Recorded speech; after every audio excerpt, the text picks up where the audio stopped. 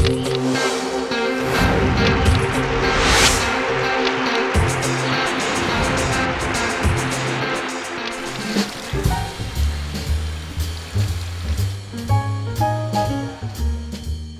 I work usually is design the lines on wet hair, getting rid of what needs to be done. I dry hair pretty naturally, following the direction of hair, and then I finish on dry hair. So I do probably like most of the time 50% on wet hair, 50% on dry hair. Depends like on her, like since I'm not gonna cut much, it's gonna be probably most of the hair cutting gonna be on dry hair.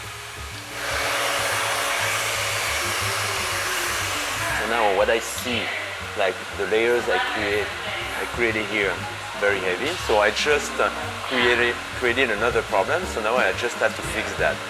And I'm not gonna fix it cutting shorter, because if I do that, I'm just gonna create the problem but higher. So there's no problem here. It just now needs to be texturized, thinned out, to be blended. Thinning shears. And I'm not gonna use my thinning shears this way because I don't want to create lines inside. So I'm gonna use the thinning shear this way. And I'm gonna just work through and see little by little. I can even like go that way.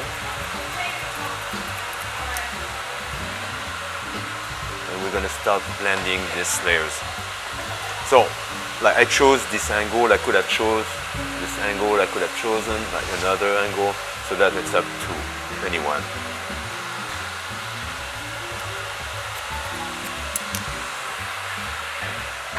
So that's the best friend of the hairdresser.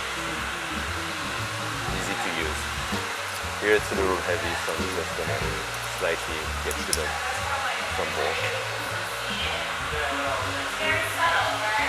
It's very visual at that time.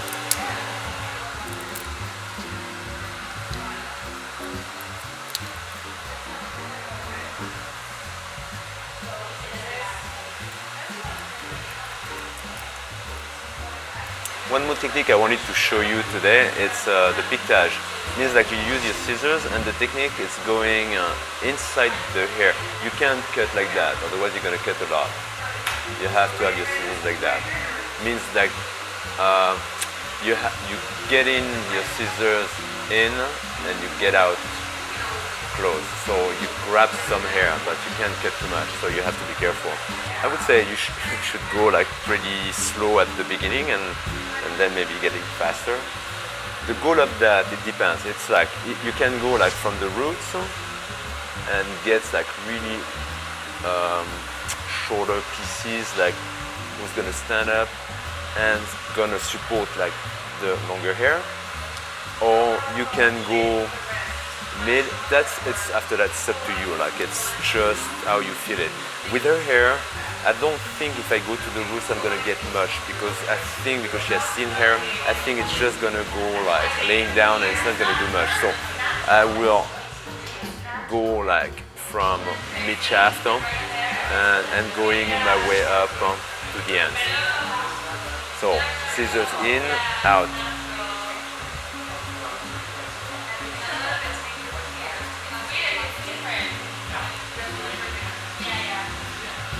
That's gonna make those hair a little lighter.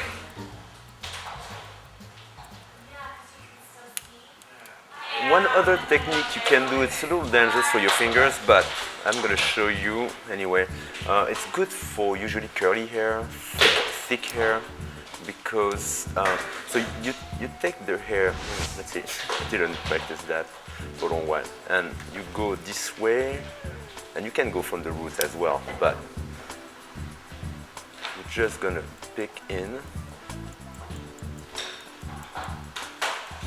and you choose to do big holes or small, and your fingers might suffer a little bit, but but gives texture. Like when I learned that, it was like with 3 hair you get 10.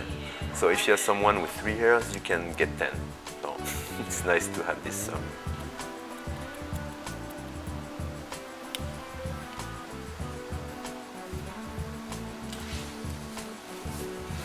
So I think at that point I'm pretty much done. Like that's flowing, that's connected. There's still the length and it's still thick enough. It's not like two hair. So she still has the length. I trimmed. So in hair cutting, I think you have like the technical, geometric things you have to do, but then it's your eyes. You have to work with your eyes. Like she has a part here, means like she's gonna have more hair here, means it's gonna be heavier here. Techniques, we don't care. We want like a shape, and she wants, unless she wants an asymmetrical, we need to take off more hair here than here. Let's do it. Like at that point, like I'm done with my haircut. All the time you're gonna layer hair, you're gonna create a problem. So you need to have the tools to texturize, to remove the problem you just created. So you need thinning shears, you need razor, you need scissors, and like you have to remove the bulk, otherwise it's not gonna flow. So I see a lot of haircut, and there's nothing wrong with it, but it's not finished. So those scissors and those thinning techniques are made for you to resolve these problems. Now, like you have also like to work with your client who doesn't necessarily want to get too much hair off, or maybe she does. So you have to know how far you can go. But in any case, you always have to blend the layers you just created, because it's not going to work otherwise.